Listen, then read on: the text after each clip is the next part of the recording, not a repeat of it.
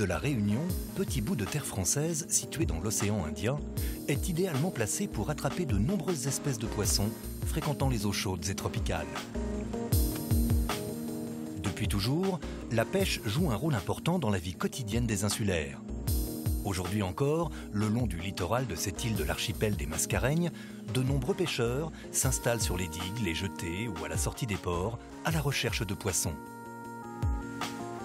Mais les eaux de cette île française sont surtout célèbres pour la pêche en haute mer qui est pratiquée et convoitée par les pêcheurs du monde entier et les gens du pays depuis des décennies. À La Réunion, on peut faire de grosses prises toute l'année grâce à une grande diversité d'espèces, carangue ignobilis, dorade coryphène et autres wahoo. On y pratique la pêche sportive au large des côtes où se croisent en toute saison les poissons les plus prestigieux comme les grands pélagiques, réputés pour leur qualité sportive et leur puissance, tels que les poissons à rostre, marlin noir et marlin bleu, espadons voiliers, mais également thon jaune et thon germont. De nombreux records y ont d'ailleurs été enregistrés. Il y a eu 5 records du monde et un vice-record du monde qui ont été faits ici, plus un autre record qui a été fait, enfin un autre poisson record qui a été fait par Catherine Lavitte à l'époque avec un marlin de plus de 500 kg qui n'a pas été homologué par rapport à la longueur du bas de ligne qui était un petit peu trop long.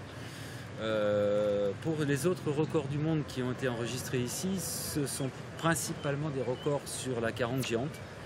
Il y en a eu au moins 4 à ma connaissance. Ensuite, il y a eu un record du monde sur une carangue, la carangue bleue, avec des ailes bleues, ce qu'on appelle la carangue bleue. Il y a eu aussi un record du monde sur le barracuda et un vice-record du monde qui a été fait sur le requin tigre.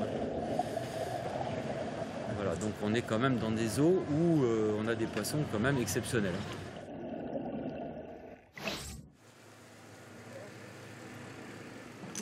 La pêche des grands pélagiques est une pêche de spécialistes. Lorsque l'on évoque cette pratique sur l'île, quelques noms incontournables reviennent aux oreilles. Ainsi, Hugues Ferrand, qui est connu pour être le représentant officiel IGFA sur ce secteur de l'océan Indien, l'est également pour être un grand passionné. Il est un véritable spécialiste de la pêche de ce poisson de légende qu'il considère comme un véritable Graal, le marlin.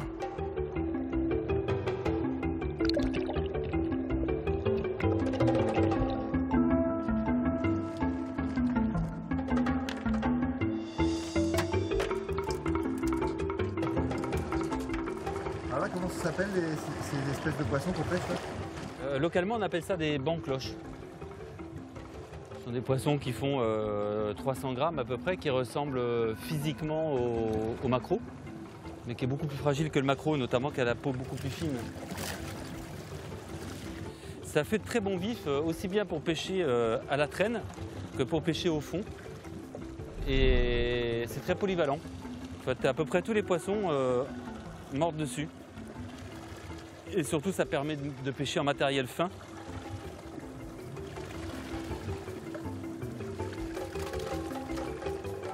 Hop là.